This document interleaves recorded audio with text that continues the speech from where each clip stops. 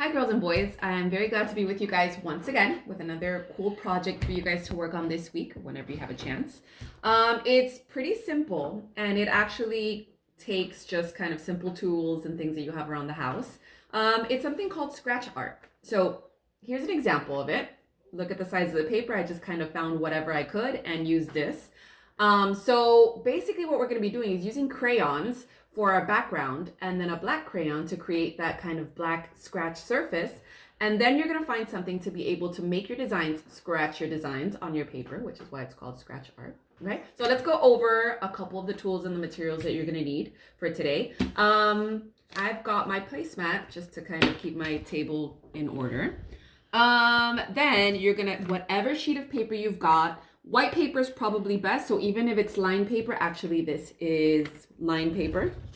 You can use that. It doesn't matter what size. It just depends on how much you want to work because you will be coloring a lot and you're going to be putting a lot of pressure on your crayons today. A lot of pressure when you are coloring in because we want to get those really nice bright colors. Okay, so I've got just a little piece of paper that I'm going to show you guys an example of. But like I said, any sheet of paper you've got at home will work.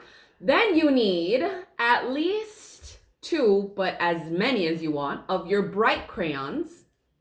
I found some neon color crayons. You guys can use whatever colors you'd like, except for black, because that's going to be our last step. You can even use metallic crayons if you've got glitter crayons. If you've got those, are really cool. Your black crayon, very important, because this is what's going to give you that scratch surface on your paper. And then you need some tools to scratch with. So if you don't have, I have some skewers. So mom and dad, older brothers and sisters, you'll be helping the little ones with these. Nobody wants them playing with skewers, but you can definitely use skewers. I have kind of a chopstick that has a fine tip, or just a regular paper clip. The ones that are a little bit thicker are better because you can control them a little bit more than those very thin ones. And I don't have any, but you can even use a thumbtack or a little tack, anything that can scratch the surface of your picture. So first things first, you want to get those really nice bright colors on your paper. So remember I said we're going to be putting some pressure on the crayons. The reason why you're going to use some pressure and kind of color hard is because you want the colors to be really bright, especially when you are scratching, because you want those colors to show through. So you can kind of start with any pattern. You can even kind of do a rainbow pattern if you want.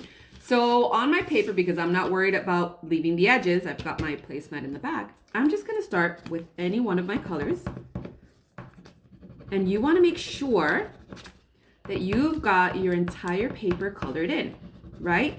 So you can start kind of a pattern where I would say, well, you would need at least 2 to get a pattern, but the more colors you add in there, the cooler it's going to be when you start to use your scratching technique. So I've kind of started a pattern here.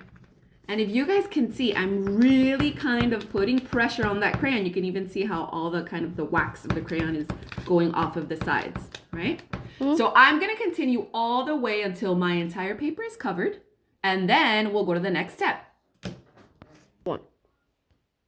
Once you are finished, you're going to have your paper completely covered with the bright colors. Hopefully you guys put a lot of pressure on those crayons. And it doesn't have to be a pattern that looks like mine. You can definitely do like rainbow colors, stripes, whatever you want to do with your colors. But the best thing to do is to cover your entire paper because that gives you more surface space to scratch on your designs. So we still have one more step before we can start our scratch designs. Now the black crayon comes into play. So you're going to be doing the exact same thing you were doing with your color crayons, except that now you're just going to be using black, and you're going to make sure you cover all of the space on your paper. So when you're done, it should look like just a black sheet of paper. So we're going to start now. You guys go ahead and I will show you what it's done, what it looks like when it's done. Okay, so once you are done finishing, your paper is going to look something like this, where you might be able to see a little bit of stuff in the background, but most of it, for the most part, is going to be completely black. And this is your finished product to now start your scratch art. So you can take one of the tools that I was talking about in the beginning, either a paper clip or a skewer or whatever you've got that's got kind of a fine edge that you can scratch on, and you can start your designs. So now it's just up to you, boys and girls, what you want to have on your scratch art. You can keep it as simple as just simple shapes. You could make it more interesting and put animals in there. You could do swirls. And every time you scratch into that surface, you're going to see kind of those colors in the background that you were working on before.